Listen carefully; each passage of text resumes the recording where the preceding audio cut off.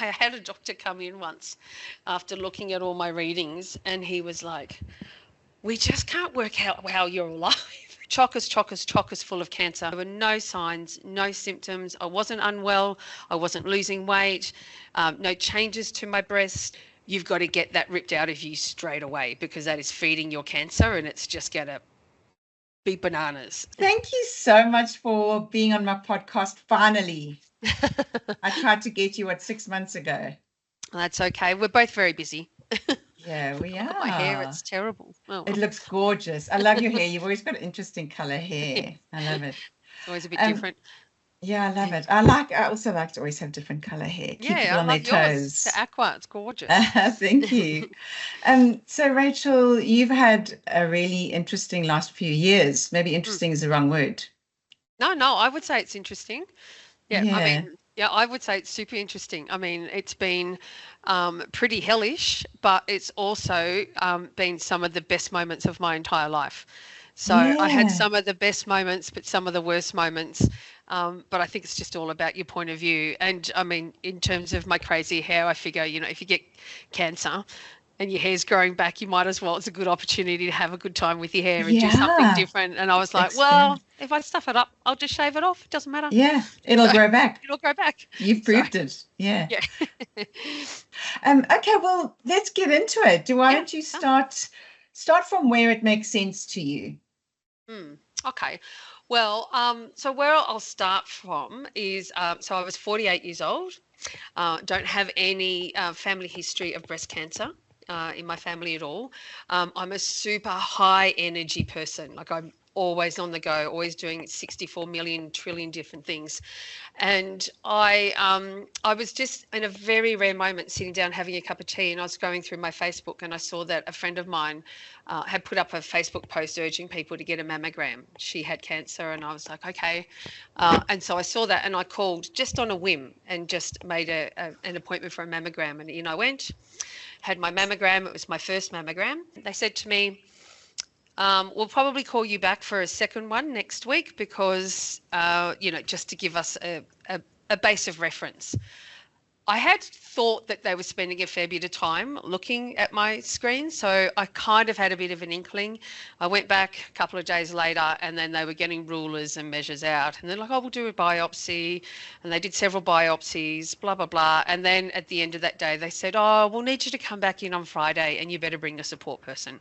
I was like, okay, and so I knew. I knew straight away. Anyway, so I go in, get my diagnosis, and I had stage 3, grade 3, HER2, which is a hormonal cancer, and it was super aggressive. So it had only been growing for about 8 to 12 weeks, and it had gone from 0 to stage 3, grade 3. And had I had my mammogram 2 weeks later, I'd have been stage 4 and finished, just caput, finished. Wow, so how did they know that? Well, just because of the way that they track. They could, I mean, I don't know what their stats are or how they know that, but that's what they had told me. So I had 2 massive tumours and I had DCIS. So I kind of had 3 different cancers, and I was full of it, chockers full of cancer, but you couldn't feel it. Just feel on one side. On one side, there were no signs, no symptoms. I wasn't unwell. I wasn't losing weight. No changes to my breast. And all the way through, when I was seeing all these different specialists, I had so many people feel up my boobs, because people would come in and when I was in hospital and go, excuse me, do you mind if we just feel your breast? We've heard about you. You're so full and you cannot feel anything. So I've really dense breasts. So from that point on, I was like, okay, well, I'm going to do a social media post about this, and which I did, urging my friends also to go and get their breasts checked. So, and I was, flabbergasted to realise that sort of 80% of my friends and family didn't know that mammograms were free from the age of 40. We're all told that mammograms are free from the age of 50, or that's what the advertising is. Mammograms are free from the age of 50, but they're actually free from the age of 40. And they can be difficult to get, and you don't need to have hereditary breast cancer to be eligible to go and have a mammogram. So I then just went, right, that's it. I'm going to do more about this, and got really really pretty intense on my social media because I really wanted to spread that message. But the other thing was, I had this cancer diagnosis and it was pretty shocking and pretty terrifying. And from that point on, I didn't have any control over what was going to happen to me. I had to Mm, make all these decisions. So, which type of chemo do I have? Do I have my breast removed first? Do I do this? Do I do that? And you're seeing doctors and specialists using really big words. At the time, I had a marina in. And so when I got the diagnosis, they were like, you've got to get that ripped out of you straight away because that is feeding your cancer and it's just going to be bananas. So I had that mm, taken out straight away. Um, but the only thing I could control was my response, what I was going to mm. do with it. So I thought, okay, well, if I can do something useful and just in a way to keep my family and friends informed, I became really very vocal and set up some social media. I did quite a few. I did stacks of TV and radio interviews and became kind of the face for a little while because by the end of my first week of social media, well, no, the end of my first day, over 1,000 women had booked overnight to get mammograms and Wow. actually crashed the website. And when you Wow. call to make a booking, they all say, "Oh, where did you hear about us?" And everyone's going, "My friend Rachel, my friend Rachel." Oh, And they wow. started going, "Who the hell is Rachel?" And so Yeah. then the ABC got onto it, and then it kind of went national, and it went, even overseas. People heard about it from overseas, and yeah, so it was a pretty cool thing. So, Wow. yeah, their stats went up. It Hope it was just comfortable. shows you how important talking about these Yeah, things are. I, Is honestly, Taryn, and which is why I love what you do so much with the Bright Life Project. It's so important to have these conversations. yeah. And, I don't have the reach that you have, but, at the time when I had the Cancer Pin-Up Doll Facebook page and the Instagram page, I was talking to hundreds of Mm, women I don't know who were writing into me, women who were saying, I saw your social media, I've been following it. I went and had a mammogram. 7 of them ended up having mm. cancer. Again, no signs or symptoms. Wow. I don't know them from Adam, but it was just one of those things. And you just never know when one voice is going to get through to another voice. So you're Yeah. right. It's so important to talk about it, and I'm always really open and so thrilled that you're having me here today to Yeah. keep me banging on my soapbox, Yeah. so to Um, speak. oh, I'm so grateful to have you. So Yeah. it works both ways. So you had these difficult decisions to make, and we Mm, actually interviewed another wonderful lady a little while ago, my twin and I. Her yep. name was Helen, and she also had breast cancer, and she found all those decisions overwhelming as well, Mm, yep. because you just don't know. You don't know what you don't know. No, you don't know what you don't know. And look, I mean, I'm not going to go into this too much, but I was not Mm. treated very well here in Canberra, where I Oh was. no. And the decisions were really difficult and overwhelming, and we kept asking questions, but we weren't given really clear answers. And my mum, a good friend of hers, is a professor of oncology at Peter Mac, and so we had my mum called her and she said, send me all of her scans and everything. So we had another appointment with them, and it took a team of 4 specialists from Peter Mac 2.5 hours to sit down and work out how they were going to treat me. Like, because it Wow. was just so, there was so many different things. And yeah, and it was with them because they took the time and they really explained to me the best way to go about it. Before I had spoken to the people at Peter Mac, and with the lack of information I was receiving here, I was originally just going to have an immediate mastectomy and then start all these rounds of Mm, chemo. But Peter Mac had said, look, if we were treating you, we would encourage you to keep your breast, start chemo, and then we'll do the chemo. And I mean, so I had 17 rounds of chemo, and I break it down into 2 different things. The first 6 rounds, I call them the hell rounds. And the uh, hell rounds are the hell rounds. It's where you're losing your head, like it's your death warmed up, it's the worst. And then there was yeah. another 11 rounds after that, which is still chemo, but it's not the hell rounds. And so what they'd said was, we'll give you the 6 hell rounds first. After that, we'll do a test, we'll do a biopsy, or no, after that, we'll do the mastectomy. and then we can have a look at your breast and see whether the chemo worked. They said if you do it the other way around first, if you have your breast chopped off, a mastectomy, and then you start chemo, we have no way of knowing if chemo works for you. And so Mm, it was kind of like, if we do it the other way, we know how your body responds to chemo. And to me, I was like, well, that makes sense to me. Because yeah. if we know that my body responds to chemo, if it comes back, God forbid, in the other breast or somewhere else in my body, we now know how my body responds to chemo. And like Yeah. it's basically it's data. So I went, all right, Yeah. well, I'm going to go that way. And the course of medication that Peter Mac had recommended to me was significantly it was significantly different with a better Mm, life outcome afterwards. So I went with them, and I started my treatment here in Canberra. And then the mastectomy that I wanted to have, they don't do that particular operation here in Canberra. So I had to go to uh, Melbourne to see if I was eligible for it, and I'll explain what that means in a sec. And then I got stuck in the lockdown in Melbourne. So oh, yeah, so yes. they went into a snap lockdown. So then I was forced to stay in Melbourne for the 6 months, which ended up being a blessing because my mum was there and it was great. Mm. But I was then being treated at St Vincent's Hospital and they were just the best. And when I got Oh, down there, wow. they were looking at all my scans. They were looking at all this stuff. I can tell you a million horror stories about the stuff that happened to me, but that's not what this podcast is about. I And do want to hear them though. they actually called my oncologist here and went, "What the hell have you done to Rachel?" Like they were saying to me, "We can't believe you're alive." Like we can't. This is crazy. So yeah. Anyway, I was treated very well down there, and Oh, yeah, wow. I'm there were so glad. very few. There was quite a few very scary moments. Very Mm. touch and go moments. Um, but and I had I had a doctor come in once after looking at all my readings, and he was like, "We just can't work out how you're alive." And then he sort of came back and saw me, and you'll see this in some of the photos.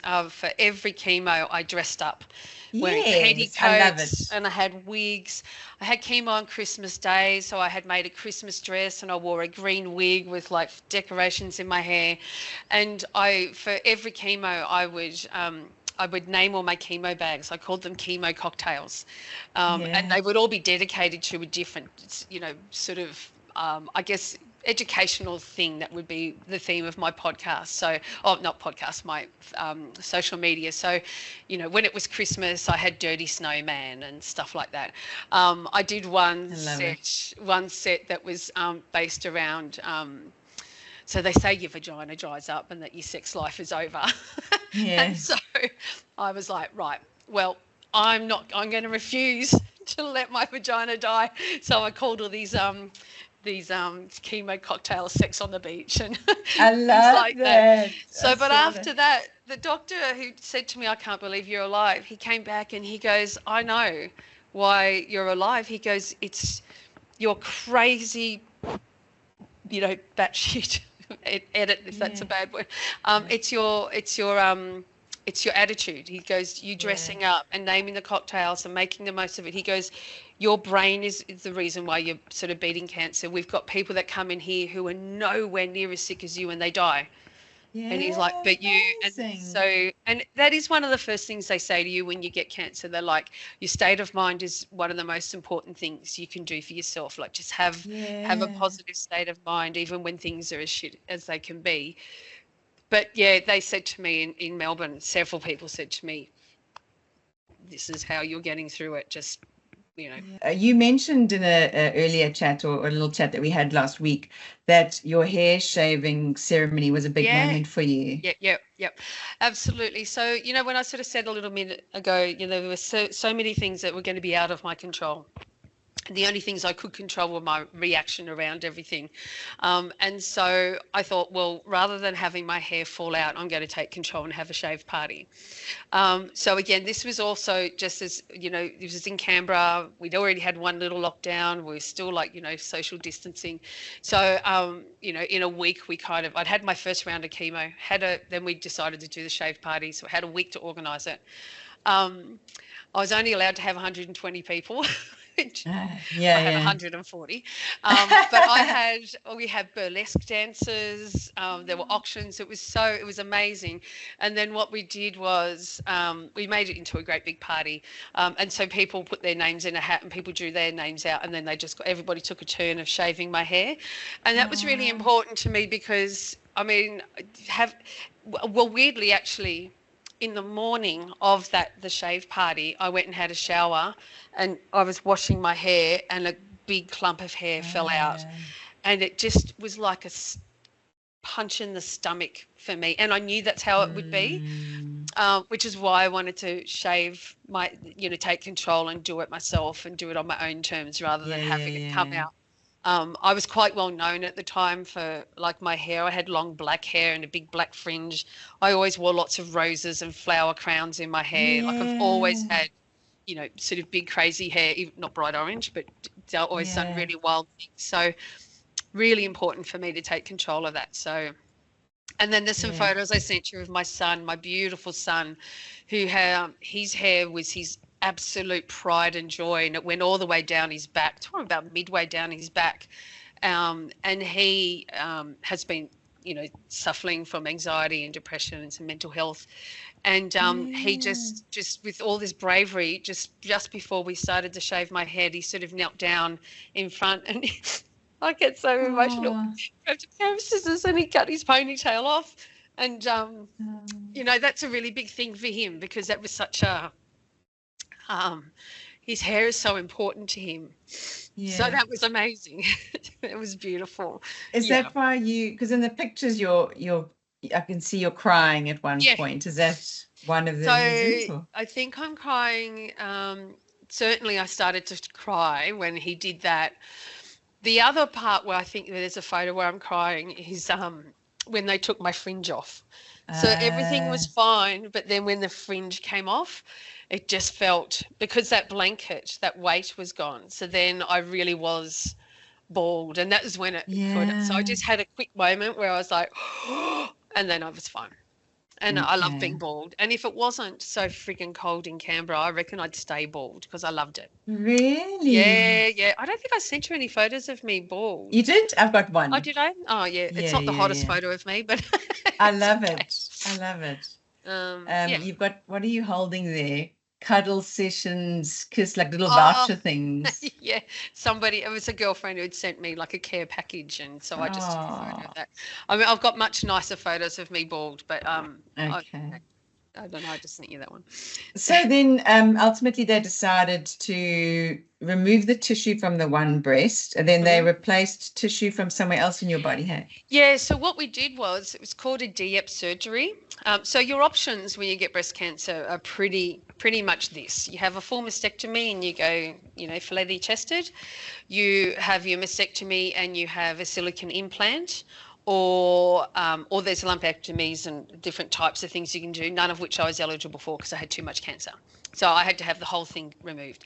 So yeah, I could either be flat or have an implant, or you could have a DEP surgery. So a DEP surgery, in the broadest way to imagine it, is they sort of slice you from here to here and they scoop your boob out like an avocado. So everything's Mm. gone. It's like an empty balloon, whatever. And then they slice you from hip to hip and they take your stomach fat and they shove it in your boob. Wow. So then they sew you back up. And so essentially what it means is that my boobs look and feel equal, like because it's Yeah, my yeah. stomach fat. But also what it means is because it's your stomach fat in there. So if I gain weight, when you gain weight, it goes to your stomach, which means that this boob gets bigger. And isn't that hilarious? Yeah, yeah, Really? yeah. Which is not so much fun when you've been Wow. then forced into menopause. And menopause, you gain all this weight. So I ended up with this massive boob. I've had it fixed now, but that's not something people sort of think about or realise. No. Yeah. I can't believe the So fat cells are so different. yeah, no, but I mean that's still your body, right? So Yeah. and initially I was like, I want both boobs gone. I just want the implants. So I just want to be Mm. over and done with it. And they said to me, we won't take off a healthy breast. And I said, well, Ah. I get that it's healthy, but if one boob tried to kill me, surely the other one's going to give it a red hot shot. And they were like, well, it shouldn't happen. And I'm like, yeah, but it might. And they're like, we still won't take it off. And I think then that's sad. That should be your choice. that's what I think too.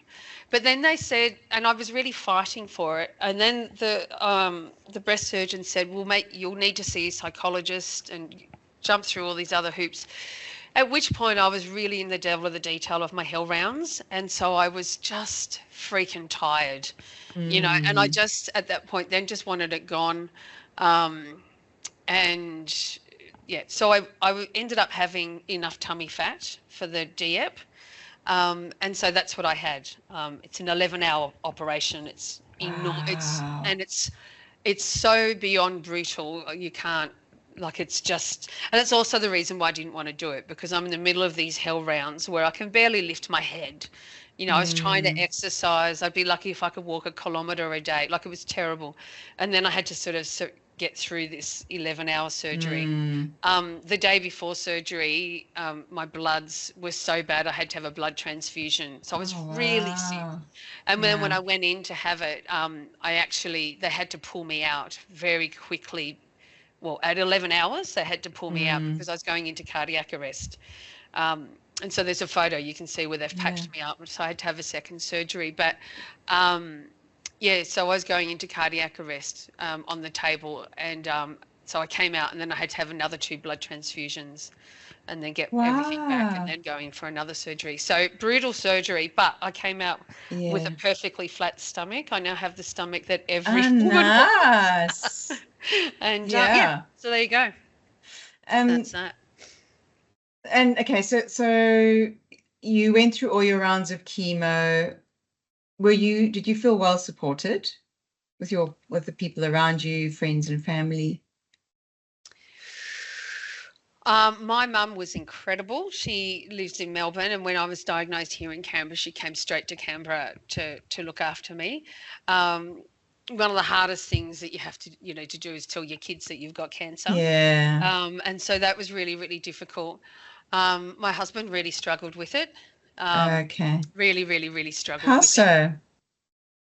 Um, he uh, he just really struggled. I just don't think he knew how to care for me. It's almost like he just didn't want to know that it was kind of happening, sort of thing. Okay.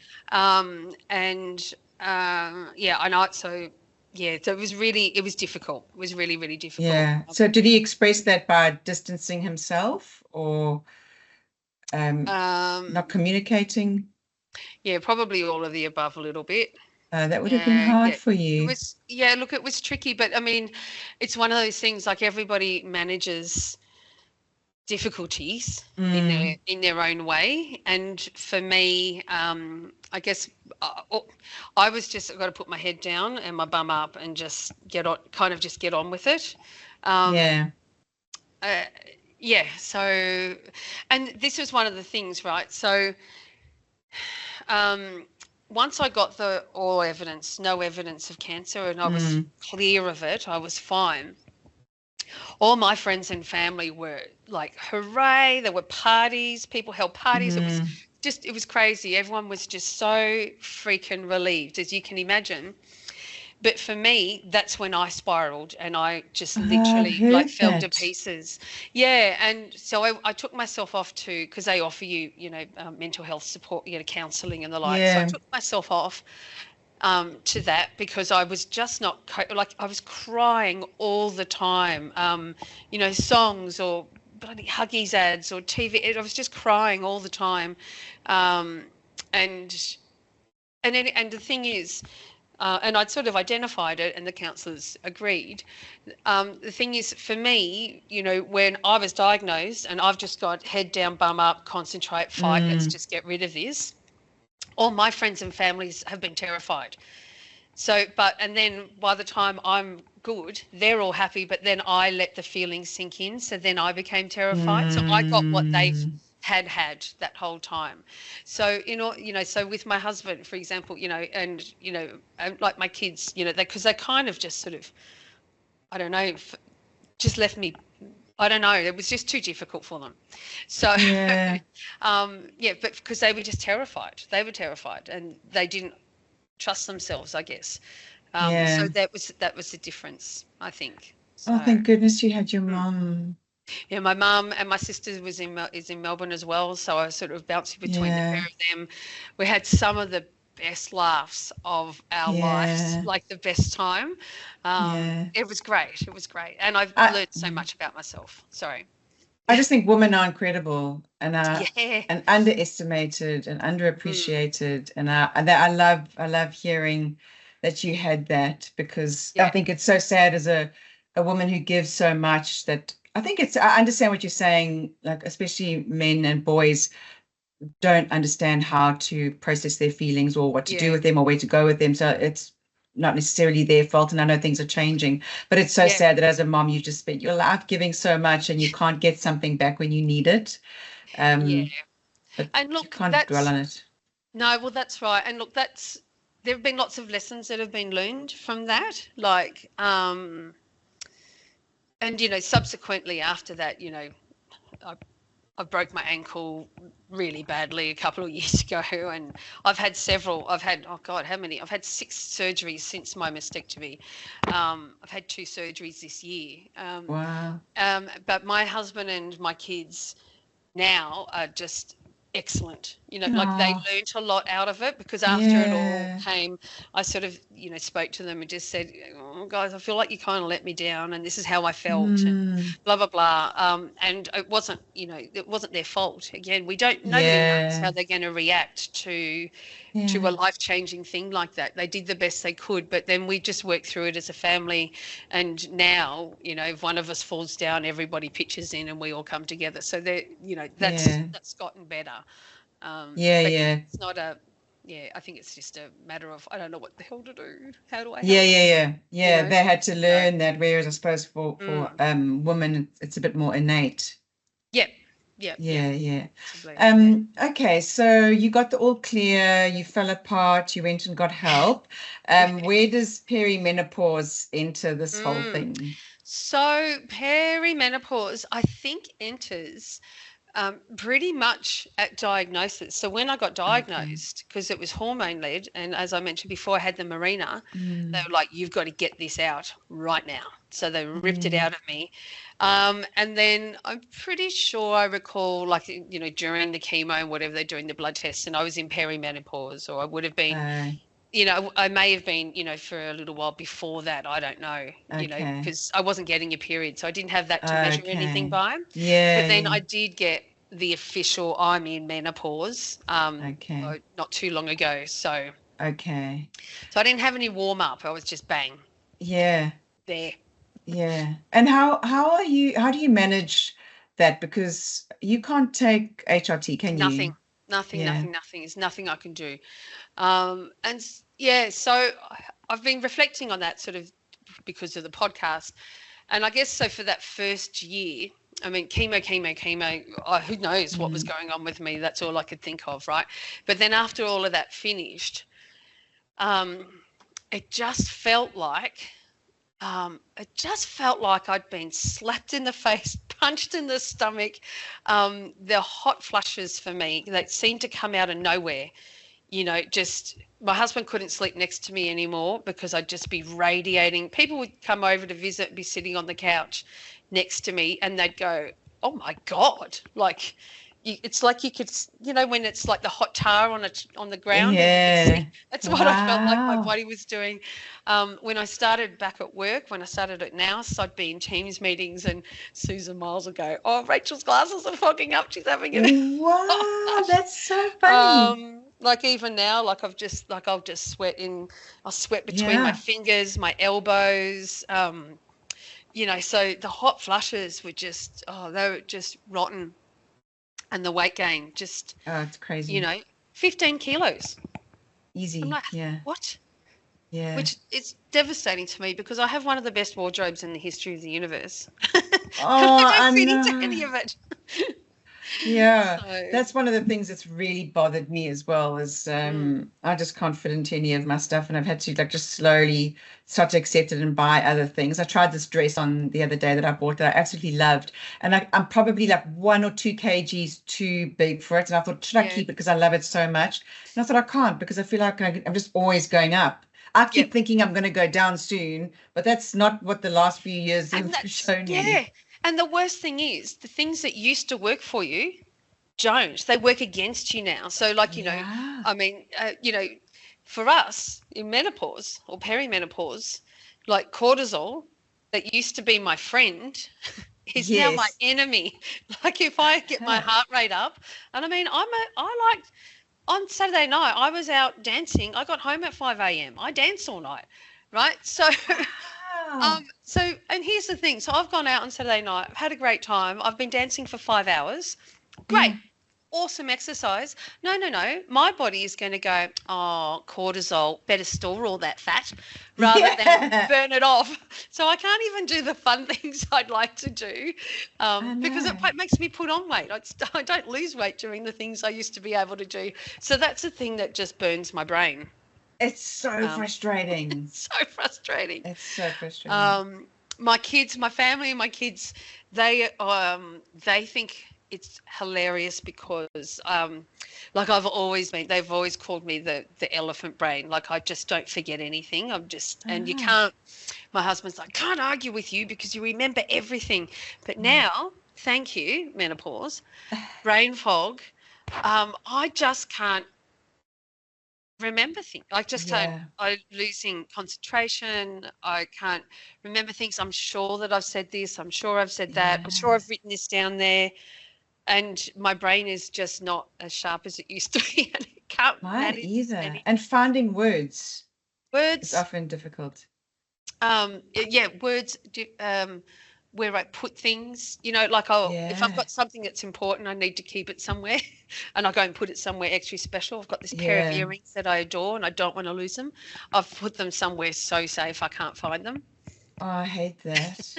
But I So never do that with chocolate. I I will know, but always find the chocolate in the wine. so this is where I knew that I really did have brain fog because I did lose the chocolate. One time I Really? lost the chocolate, and because the Big W had like a big special, so I bought 6 blocks of the old gold Yeah. cherry ripe and peanut brittle. I bought heaps of it, and I hid it, and I couldn't find it for weeks, and that's when I Really? knew my brain was dead, like it was gone. Yeah, if you I knew can't that find the chocolate, I can't that's find the it. That's chocolate. the depths of despair. Yes, it was. So how did you do anything to treat it or did you just be like, oh, that's it. I just have There's to, nothing I can. Yep, yeah. nothing I can do. Do you, Just keep drinking and dancing, yeah, having fun, living having life. fun. Yep. So you Yeah, don't yeah. manage it with diet or anything, because some people like eat extra tofu or will use wild yam cream, or you didn't do anything like that. No, no, there's nothing. I just, no, I certainly, I mean, I tried all sorts of different diets to try and Mm, sort of sort my weight out, but just nothing was working for me whatsoever. And again, that's the other thing they say, like even changing your diet can increase your cortisol. So, I mean, just nothing was working. So I've decided just to not mm. worry about it. Um, Yeah, and I don't know, like it's kind of a bit like being diagnosed with cancer. It is what it is. So just put your head down and accept it and make the most of it. yeah, yeah, Is really all I mean, because everything else is not constructive, and it's and mm, because it was really getting me down a lot. yeah, yeah, Um, but that's not constructive for me. That's not a yeah, constructive way to be because I'm too up myself. I get too upset. yeah, So, yeah, yeah. um, I think but yeah, there are ways to help yourself, but you have to mm, be really committed to finding the thing that works for you. And if yeah. you're the kind of person that can just put your head down and go, I'm just going to Mm. go with it. I'm going to just love life, and then that's your way. Yeah, exactly. And look, I mean, so some people say turmeric. Turmeric's a really good thing, Yeah, I take but turmeric actually for the for my the joints. anti-inflammatory and the Mm. joints, yeah. So I'm on medication, like anti-cancer medication that you Mm. can't take with turmeric.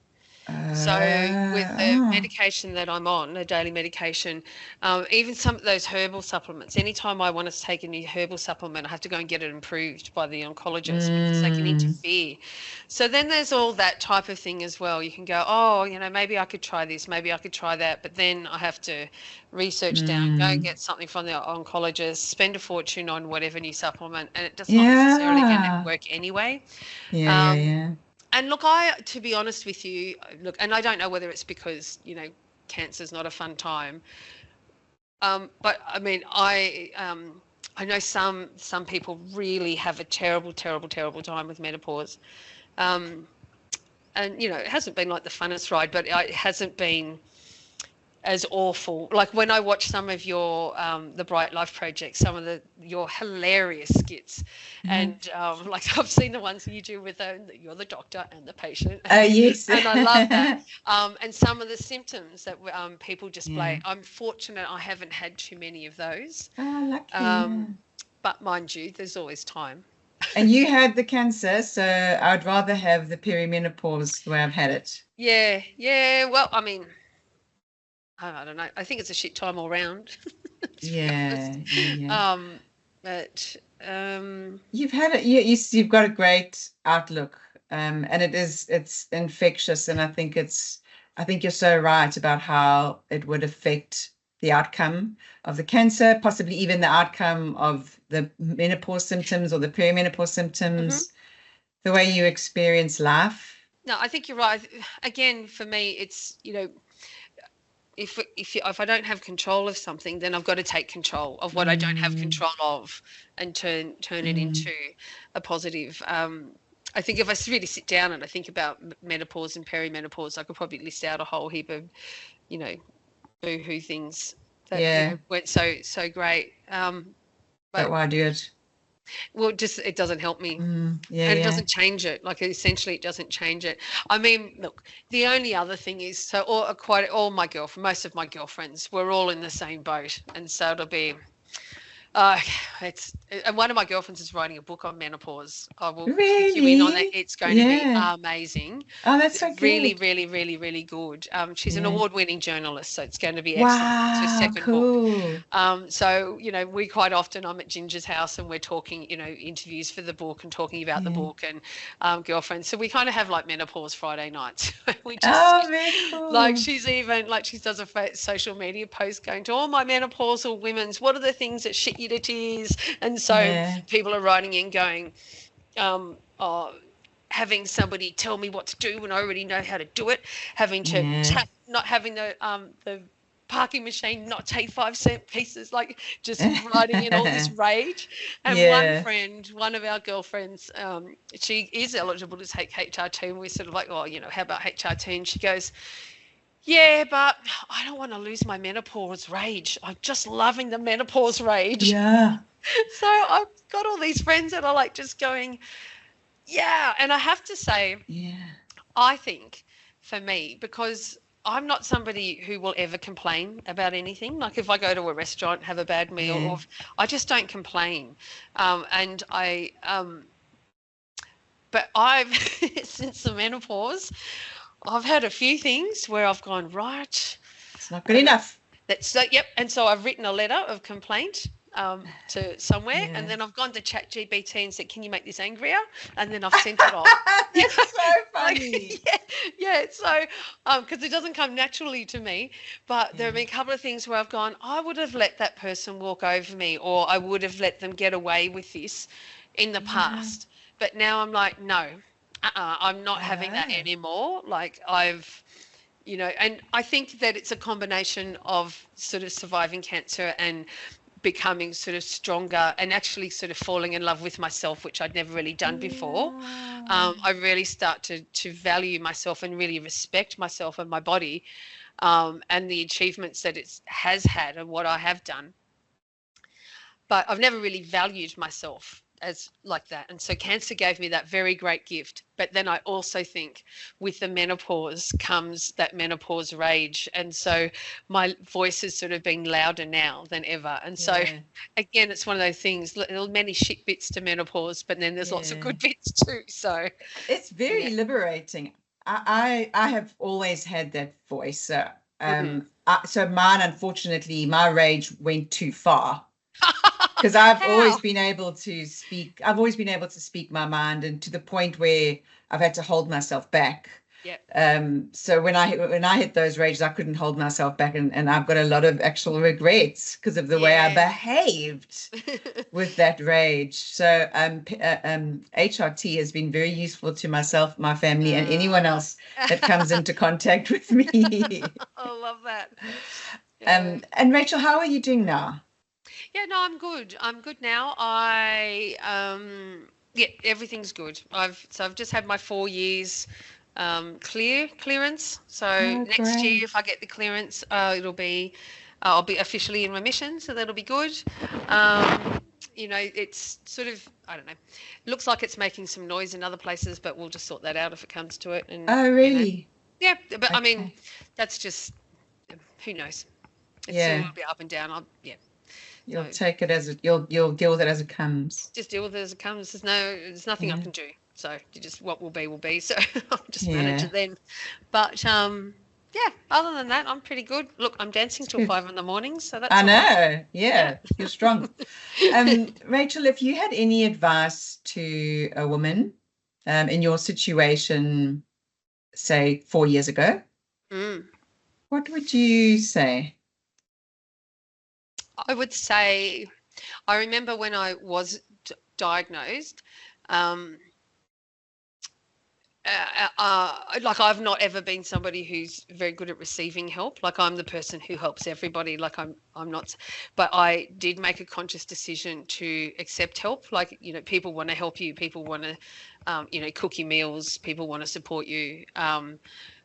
And so I really allowed myself to do that and to accept that and to accept the vulnerabilities of what it was going to be, and Mm, not to be the strong one, because I've always been the strong person. So I really allowed myself to give myself space to do that. So I think, mm, you get a diagnosis like that and it forces you to be really, really human, and it forces you to mm, really look at yourself like deep. It makes you crawl into yourself, into the ugly bits or into the vulnerable bits of yourself that you don't normally give yourself time for. I mean, we as women tend to yeah. put ourselves last in every situation. I put, ourselves, behind our partners or our kids or, everybody else, and we look at ourselves last. Having a diagnosis like that forces you into that.